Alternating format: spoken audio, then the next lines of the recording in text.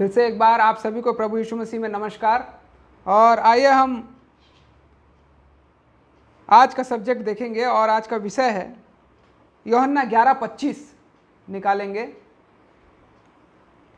और यहाँ पे क्या लिखा हुआ है हम देखेंगे। यूहन्ना 11:25 में प्रभु यीशु मसीह ने एक बात कही है जो कोई नहीं कह सकता, इस दुनिया का कोई नहीं कह सकता। यहाँ पे लिखा हुआ है,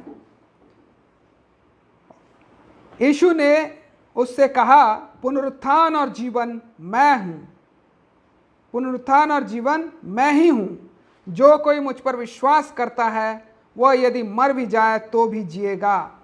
इस दुनिया में कोई भी ऐसा शख्स नहीं है जो बोला हो मतलब कि पुनरुत्थान और जीवन मैं हूँ, या मार्ग और सत्य और जीवन मैं हूँ, या मैं खुदा हूँ, मैं परमेश्वर हूँ। किसी ने नहीं कहा, केवल प्रभु यीशु मसीह ने ही कहा है इस बात को। तो आज हमारा जो सब्जेक्ट है पुनरुत्थान, या पुनरुत्थान क्या है। और ये पुनरुत्थान जो है इसे मतलब आज हम जानते हैं कि नहीं पुनरुत्थान क्या है। रिजरेक्शन बोलते हैं जिसको इंग्लिश में, रिजरेक्शन। तो रिजरेक्शन क्या है, व्हाट इज रिजरेक्शन, पुनरुत्थान क्या है और पुनरुत्थान कब होगा, पुनरुत्थान कब होगा और पुनरुत्थान कैसा होगा, और ये पुनरुत्थान क्यों होगा। ये सारी बातें आज हम जानकारी में लेंगे।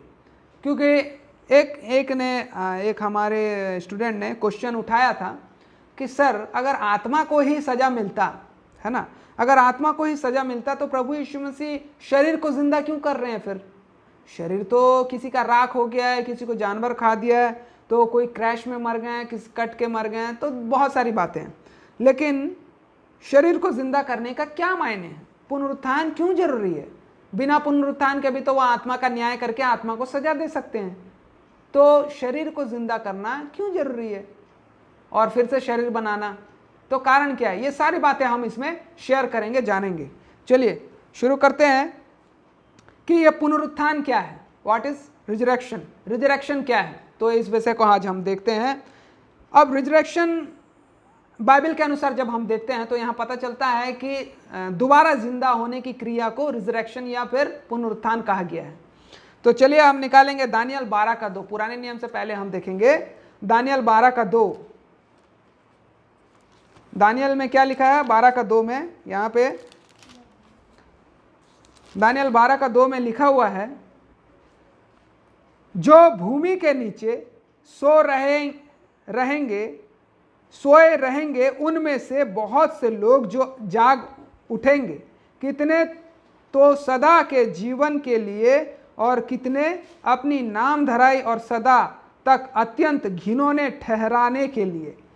यहाँ पे दानियल ने पहले से ही उस पुनरुत्थान के बारे में बता दिया है कि जितने भी लोग सोए रहेंगे, सोए रहने का अर्थात है मरे हुए लोग, जितने भी लोग सोए रहेंगे यानी कि मरे हुए लोग, वो सारे लोग क्या करेंगे, जी उठेंगे।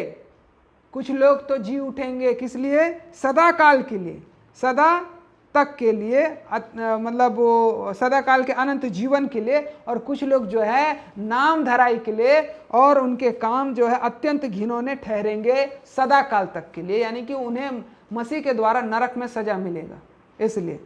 ठीक है, तो आइए हम और देखेंगे यहाँ पे मत्ती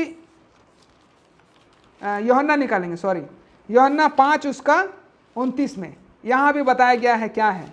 मत्ती 5 उसका यूहन्ना 5 उसका 29 में। ठीक है, यूहन्ना रचित सुसमाचार 5 अध्याय उसका 29 में यहाँ लिखा हुआ है, क्या लिखा है, जिन्होंने भलाई की है वे जीवन के पुनरुत्थान के लिए।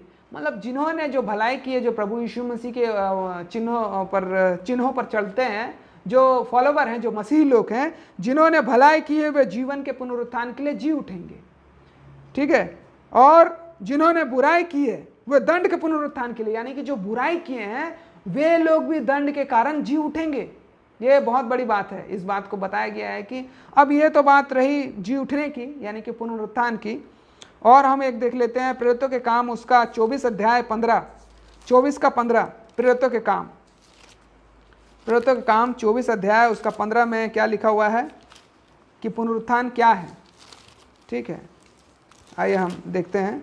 हाँ, 24 का 15 को हम यहाँ पे पढ़ेंगे। यहाँ पे लिखा हुआ है, और परमेश्वर से आशा रखता हूं। कौन बोल रहा है यहाँ पे? यहाँ पे पौलुस बता रहा है, परमेश्वर से आशा रखता हूं जो वे आप भी रखते हैं कि धर्मी और अधर्मी दोनों का जी उठना होगा।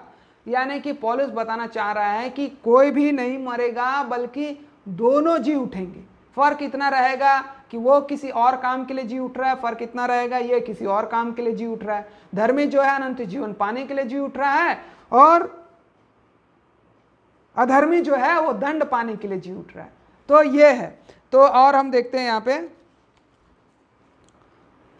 अब यहाँ पे परमेश्वर एक बात पूछते हैं कि जैसे कि परमेश्वर हमारे शरीर को जिंदा तो कर देगा, लेकिन हमारा शरीर कैसा होगा? पहले जैसे होगा, या हमारे शरीर में क्या क्या प्रॉब्लम होगा? पहले हम पतले थे, मोटे थे, पहले मलेरिया था, टाइफाइड था, तो क्या वैसे ही रहेगा हमारा शरीर? हमारा शरीर जिंदा तो हो जाएगा प्रभु के इच्छा अनुसार। तो किसी को कुछ परेशानी रहेगा तो वो परेशानी अभी भी रहेगा क्या? चलिए हम देखते हैं, थोड़ा सा इसको रीड करूंगा मैं। परमेश्वर ने मनुष्य को एक इकाई रूप में पूर्ण बनाया है, इसलिए वह उसे पूर्ण अस्तित्व से व्यवहार करता है। परमेश्वर मनुष्य को भौतिक और आत्मिक भागों में विभक्त नहीं करता, अलग अलग नहीं करता, वो दोनों को एक करता है समान में। मनुष्य की अंतिम दशा, चाहे वो उद्धार हो या दंड पाने की हो, अंतिम दिन की बात कर रहा है जब वो जी उठेंगे, उसकी मृत्यु से संबंधित नहीं होती, परंतु पुनरुत्थान की देह पर निर्भर होती है। उस पुनरुत्थान की देह पर निर्भर होती है जिसके पश्चात व्यक्ति अंतिम न्याय का सामना करता है। उस देह को ले जा करके उनका अंतिम न्याय होगा। और वो अंतिम न्याय कैसे होगा?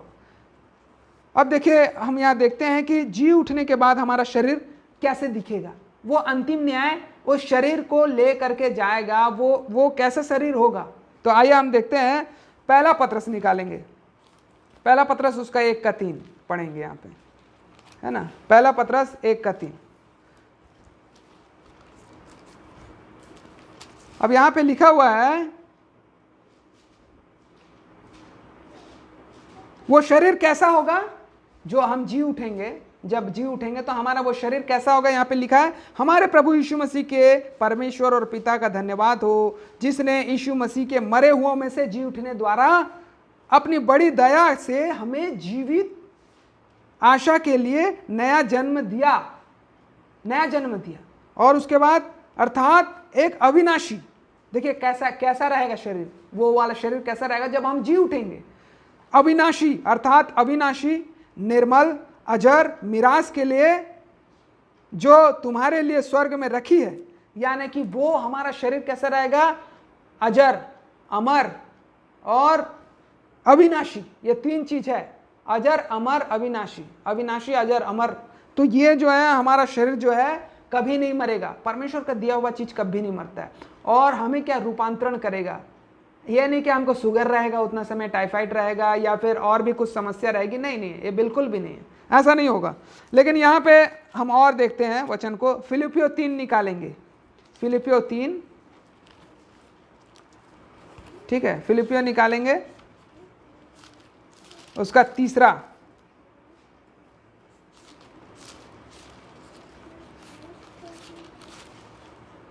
3 अध्याय, उसका 20 से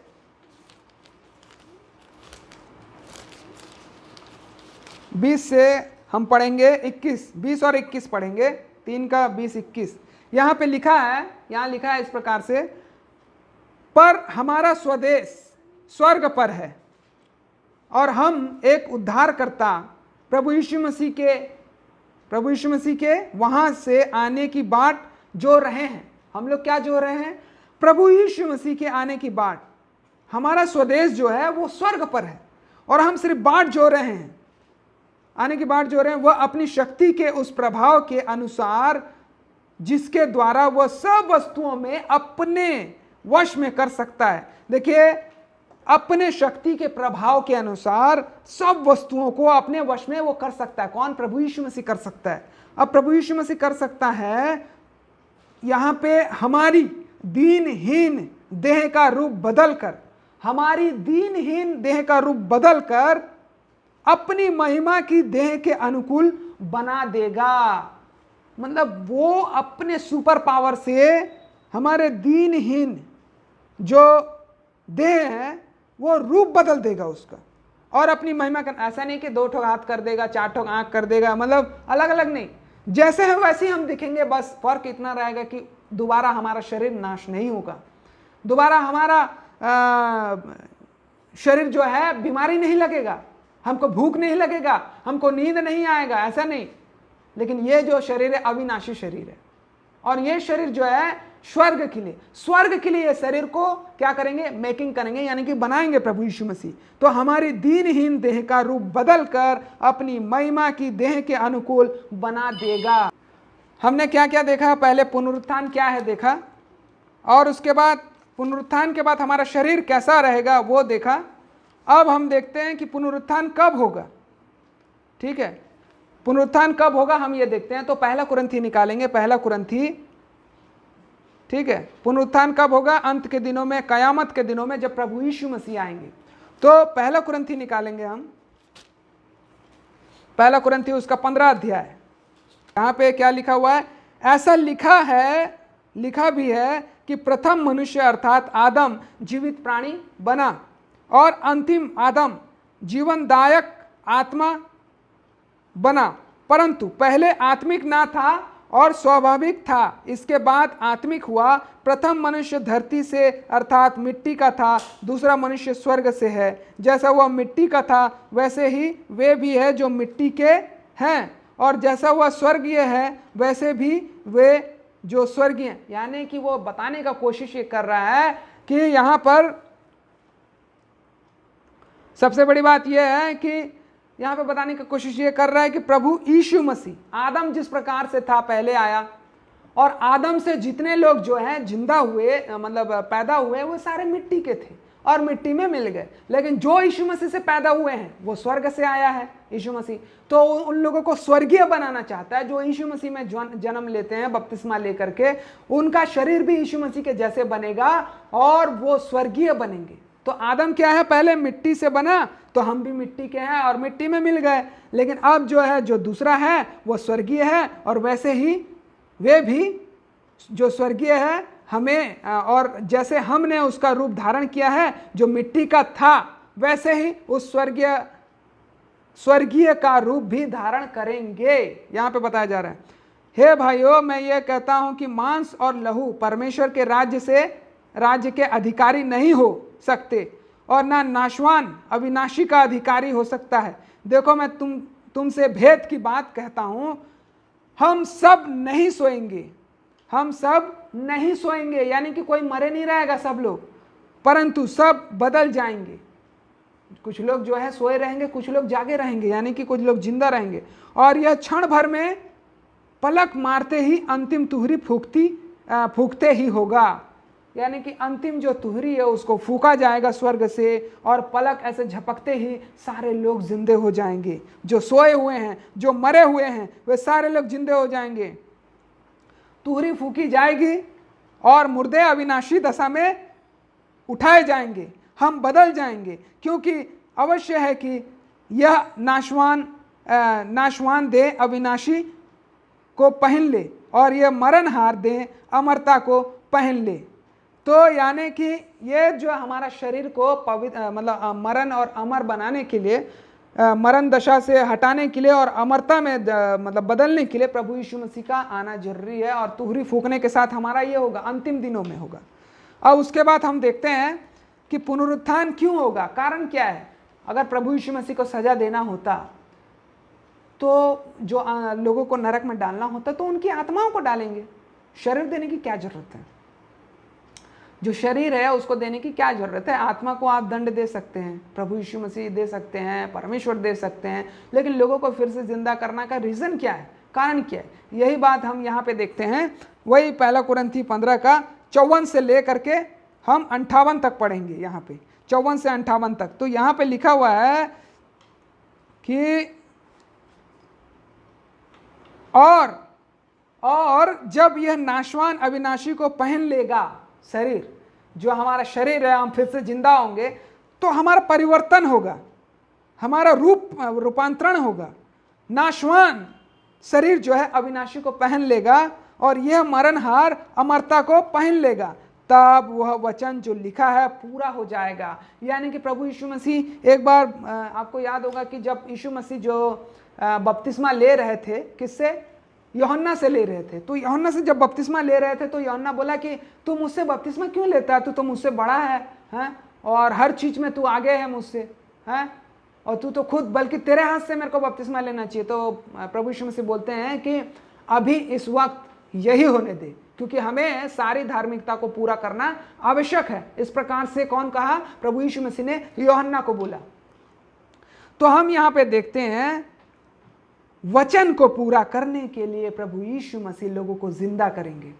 होशे में लिखा है, होशे में कितना में लिखा है? होशे 13:14 में लिखा है, आप पढ़ सकते हैं। वो जो रहेगा मृत्यु को हरा देगा, वो जो रहेगा मृत्यु से विजय प्राप्त करेगा, मृत्यु को अपने पैरों तले रौंद देगा। यहां पे लिखा है, जय ने मृत्यु को निगल लिया है। जय ने क्या किया? मृत्यु को निगल लिया है।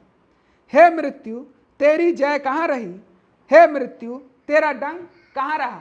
तो ये सारे चीज को यहाँ पे हम देखते हैं और यहाँ पे बताया जा रहा है कि मृत्यु का डंक को प्रभु यीशु मसीह ने कुचल दिया, मृत्यु को उसने खत्म कर दिया संसार से, पृथ्वी में से। जो पाप आदम ने किया था और उस पाप के कारण जो मृत्यु निकली थी, उस पाप को प्रभु यीशु मसीह ने खत्म कर दिया। और जो आदम के द्वारा पाप आई थी, अब यीशु के द्वारा अनंत जीवन आया। इस बात को यहां बताया जा रहा है। आदम मिट्टी का बना था, इसीलिए लोग मिट्टी के पैदा हुए और मर गए। प्रभु यीशु मसीह स्वर्ग से आए थे, अनंत जीवन, स्वर्गीय थे, वो अनंत जीवन देने के लिए आए थे। तो अब जो उनको ग्रहण किया उन्हें क्या मिला? अनंत जीवन, स्वर्गीय देह मिला यहां पे पुनरुत्थान के दिन। तो मृत्यु को हराने के लिए वो सबको जीवित करेंगे, मृत्यु के डंक को कुचलने के लिए वो सबको जीवित करेंगे। और यहां पे और हम देखते हैं, मृत्यु का डंक पाप है, ठीक है, और पाप का बल व्यवस्था है। परंतु परमेश्वर का धन्यवाद हो जो हमारे प्रभु यीशु मसीह के द्वारा जयवंत करता है। इसलिए हे मेरे प्रिय भाइयों, दृढ़ और अटल रहो और प्रभु के काम में सर्वदा बढ़ते जाओ, क्योंकि यह जानते हो कि तुम्हारा परिश्रम प्रभु में व्यर्थ नहीं है। आज हम बहुत सारे लोग सोचते हैं कि कैसे जिंदगी कट रहा है, क्या हो रहा है, क्या नहीं हो रहा है, और हम सोचते हैं कि हम मसीह जीवन जी पा रहे हैं कि नहीं जी पा रहे हैं। ये सारी बातें जो है हम यहाँ पे गौर से नहीं समझ पा रहे हैं। हम प्रभु यीशु मसीह को समझ नहीं पा रहे हैं। वो अपने जैसे हमको बनाना चाहता है, वो कोई कॉम्प्रोमाइज नहीं करना चाहता है और वो पक्षपात नहीं करना चाहता है। वो कहता है कि तुम मेरे मित्र हो, तुम मेरे भाई हो। और अपने परमेश्वर ने हमको अपने आप को पिता कह के बुलाने का मौका दिया। हम लेपालक हैं उसके, यानी कि गोद लिए हुए संतान। ये बात को बहुत जरूरी समझना है हमको। और उसका पुनरुत्थान जो है हमारे लिए है बहुत बड़ा तोहफा है। लेकिन अब बोलेंगे कि वो फिर जब उनको नाश ही करना था नरक वाले लोगों को, तो उनको क्यों दिया है प्रभु? वो अविनाश शरीर क्यों दिया? तो मृत्यु को खत्म कर दिया ना। अब जो है वो उन लोगों का शरीर राख नहीं होगा, उन लोगों का शरीर जो है सिर्फ तड़पते रहेगा, पीड़ा सहेगा नरक में, लेकिन नाश नहीं होगा, खत्म नहीं होगा। तो ये इस बात को हम यहाँ पे देखते हैं। तो यहाँ पे प्रभु यीशु मसीह के द्वारा हमें ये प्राप्त हुआ है कि हमें अनंत जीवन क्यों मिलेगा और कैसे मिलेगा? प्रभु यीशु मसीह के विश्वास करने पर हमें पुनरुत्थान और जीवन मिलेगा, और पुनरुत्थान के साथ हमें अविनाशी देह मिलेगा, अविनाशी देह के साथ हमें वो अनंत जीवन का मुकुट मिलेगा। ये सारी बातें जो हैं यहाँ पे हमें बताया जा रहा है प्रभु के द्वारा। और यहाँ पे और भी बहुत सारे वचन हैं, लेकिन हम यहीं पे वचन को समाप्त करेंगे। सबसे बड़ी बात है कि हम मेहनत करते रहें और आगे बढ़ते जाना है। प्रभु के काम में सर्वदा बढ़ते जाओ, क्योंकि ये जानते हो कि तुम्हारा परिश्रम प्रभु में व्यर्थ नहीं है। तो आज हमने सीखा कि पुनरुत्थान क्या है, कैसे होगा, और जिन लोगों ने प्रभु यीशु मसीह पर विश्वास किया है वे सारे लोग जीवित होंगे। उनका शरीर अविनाशी और मिरास और अजर अमर रहेगा। तो ये सारी बातें हमारे देह के साथ होगी। उतना समय हमको कोई बीमारी नहीं रहेगा, उतना समय हमको कोई परेशानी नहीं रहेगा। हम क्या प्रभु के लिए जिएंगे, प्रभु के लिए मरेंगे और उसकी महिमा के लिए बनाए जाएंगे। और हमारा न्याय होगा। तो ये बहुत बड़ी इंपॉर्टेंट बात है कि ईश्वर हमें अपना बच्चा समझ करके अपनी बराबरी हमें देना चाहता है। प्रभु यीशु मसीह का बराबरी ओहदा हमें दे रहा है ना। प्रभु यीशु मसीह का भाई और मित्र बनने के लिए हमें वो बुला रहा है अपने पास। तो आज हमें जो भी हम मेहनत कर रहे हैं प्रभु के लिए, उसको बढ़ा के करते जाएं। संसार के लिए मेहनत नहीं करना है हमको प्रभु के लिए मेहनत करना है। तो आइए हम इस पाठ को यहीं समाप्त करते हैं। प्रभु आप सभी को आशीष दे वचन के पढ़े सुने जाने पर। प्रभु आप सभी को आशीष दे।